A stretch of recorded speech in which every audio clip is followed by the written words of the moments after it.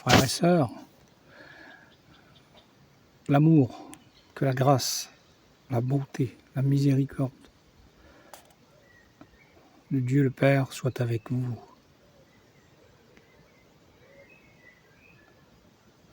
Je vous invite aujourd'hui, comme à l'accoutumée, d'écouter la nature, d'écouter ce que Dieu nous a donné pour nous, parce qu'il nous aime, frères et sœurs. Écoutez la louange de ces oiseaux du ciel qui louent Dieu sans cesse.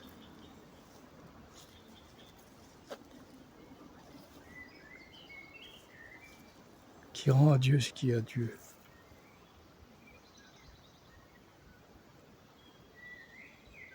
Écoutez.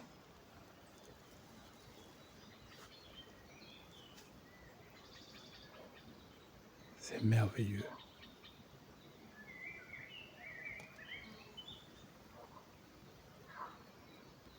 Alors frères et sœurs, aujourd'hui, encore une journée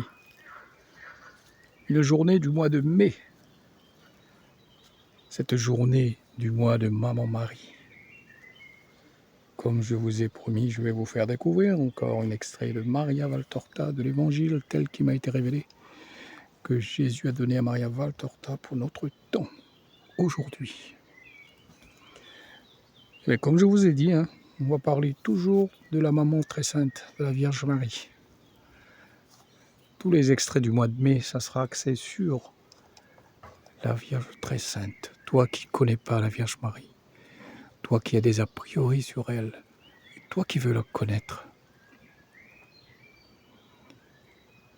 eh bien, écoute ce que l'Évangile, tel qu'il m'a été révélé de Maria Valtorta, donné par Jésus, nous dit de la très sainte Vierge. Alors je tiens à vous signaler, frères et sœurs, que ces extraits, ça vient de Jésus lui-même. C'est-à-dire quand Jésus était venu sur terre pendant ces 3 années ministérielles, Maria Valtorta a reçu toutes les révélations de l'Évangile. Elle retrace tous les passages de la Bible, mais avec plus de détails que nous, on ne connaît pas, que moi non plus je ne connaissais pas, que j'ai découvert grâce à ça. Et bien, je remercie sans cesse notre Dieu d'amour, notre Dieu tout-puissant, notre Créateur du ciel et de la terre, de nous avoir donné cette œuvre-là pour notre temps, pour que nous puissions avancer avec lui, par lui, en lui, et l'aimer encore plus, notre Jésus.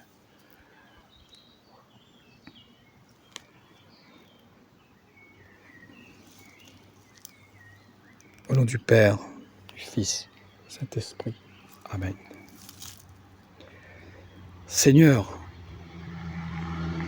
dirige nos cœurs, sanctifie, ordonne et gouverne nos cœurs et notre corps, nos paroles et nos actions, pour que nous vivions par ta grâce, libres et sauvés.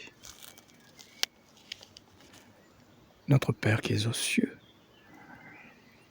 que ton nom soit sanctifié, que ton règne vienne, que ta volonté soit faite sur la terre comme au ciel. Donne-nous aujourd'hui notre pain de ce jour. Pardonnez-nous nos offenses, comme nous pardonnons aussi à ceux qui nous ont offensés. Mais ne nous soumets pas à la tentation, mais délivre-nous du mal, car c'est à toi qu'appartient le règne, la puissance et la gloire pour les siècles des siècles. Amen.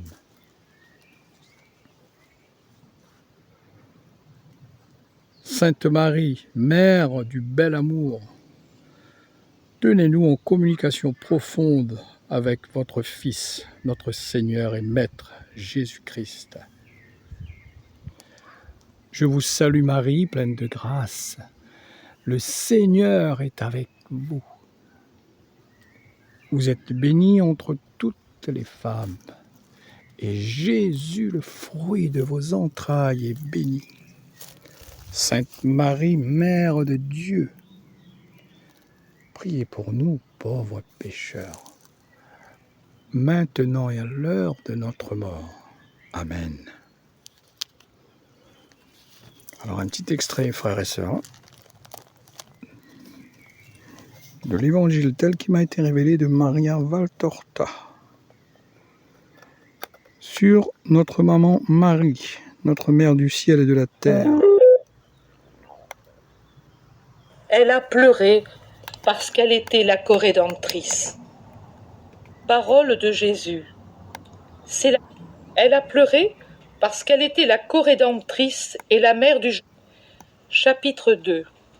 Elle a pleuré parce qu'elle était la corédemptrice. Parole de Jésus.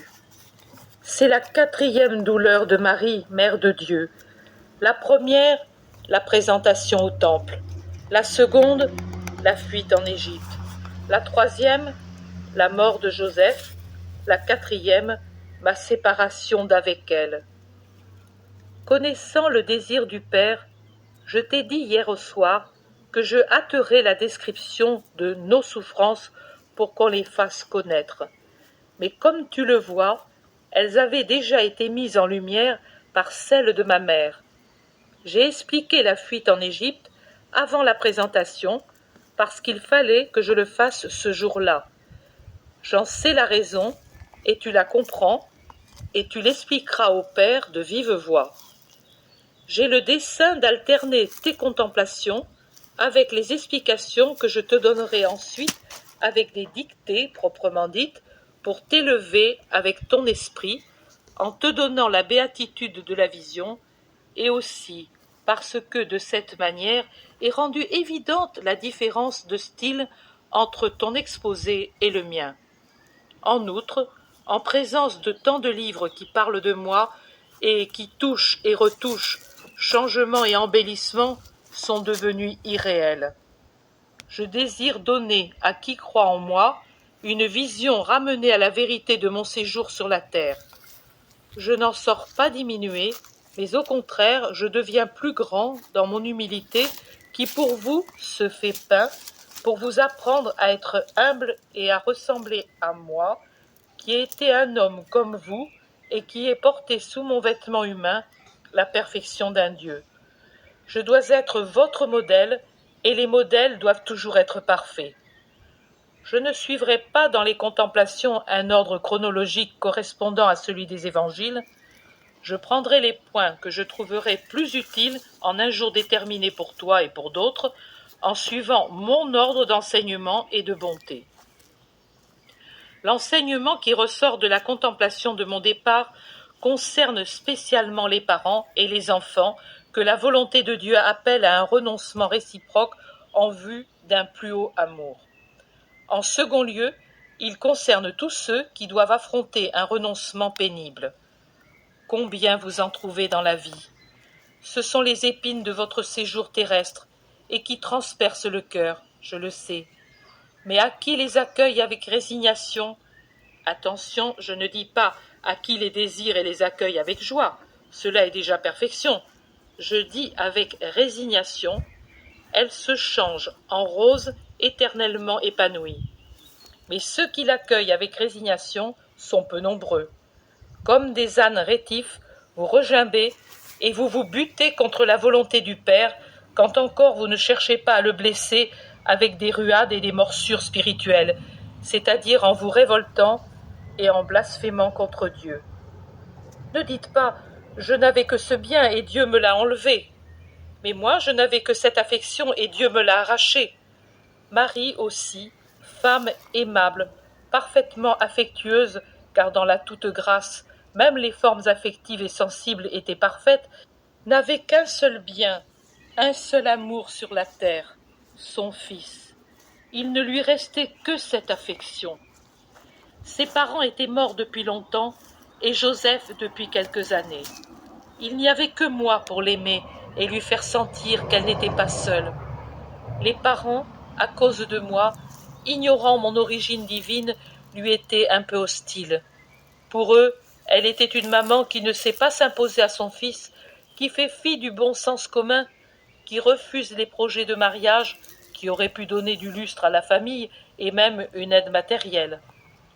Les parents voient du sens commun, du sens humain.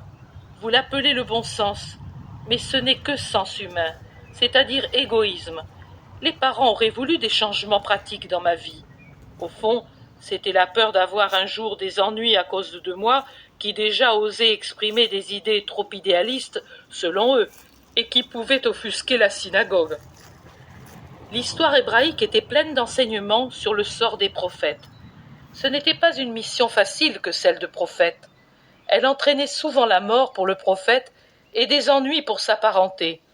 Au fond, il y avait toujours la pensée de devoir un jour prendre ma mère en charge. Ils étaient donc indisposés de voir qu'elle ne me contrariait en rien et paraissait être en continuelle adoration devant son fils. Cette opposition devrait croître ensuite au cours des 3 années de mon ministère, jusqu'au point d'arriver à des reproches publics quand ils venaient me trouver au milieu de la foule et rougissaient de ma manie, selon eux, de heurter les castes puissantes. Reproches à mon adresse et à la sienne, pauvre maman.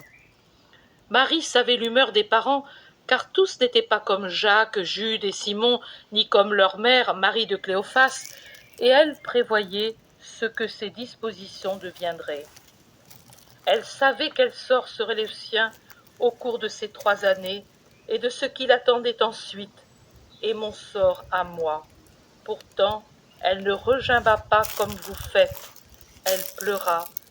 Qui n'aurait pas pleuré à la séparation d'un fils qu'il aimait comme je l'aimais, à la pensée des longs jours où je ne serais plus là, dans sa maison solitaire, devant l'avenir d'un fils destiné à heurter la méchanceté de gens qui se sentaient coupables et que leur culpabilité poussait à attaquer l'innocent jusqu'à vouloir le tuer. Elle a pleuré parce qu'elle était la corédemptrice et la mère du genre humain qui a reçu de Dieu une vie nouvelle. Elle devait pleurer pour toutes les mamans.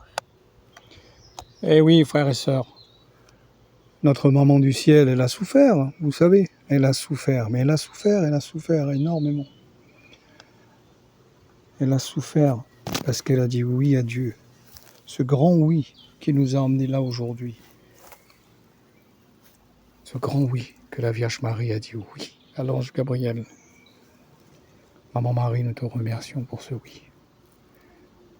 Et nous te disons merci, merci, merci.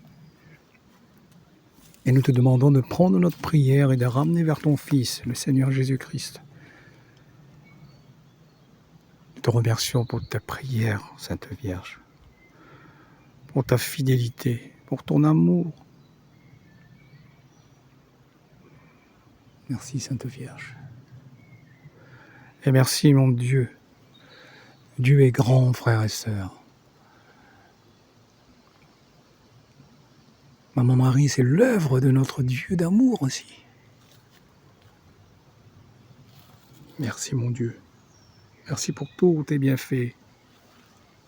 Bienfaiteur, créateur. Nous te louons, nous te bénissons, mon Dieu d'amour. Nous te rendons grâce pour ton immense gloire. Frères et sœurs, soyez bénis, abondamment bénis dans toutes vos actions. Que Dieu vous assiste. Amen.